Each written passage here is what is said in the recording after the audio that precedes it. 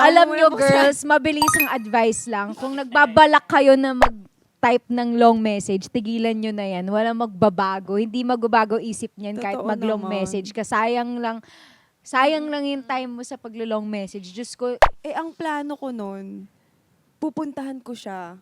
As in by plane to, hindi to yung pupuntahan lang Oo. kita ng malapit lang, hindi ganon. And then nasa airport ako, bigla nakipag-break siya sa akin. Surprise? Tapos he didn't wanna talk to me, so I started calling his family members. Ay, oh my gosh. Aha, Tapos and parang then? yung sister niya sinasabi na ayaw daw nilang ibigay yung address sa akin. Tapos yung father niya nakausap ko din. Tapos parang yung father niya lang yung nagbigay ng care talaga sa akin.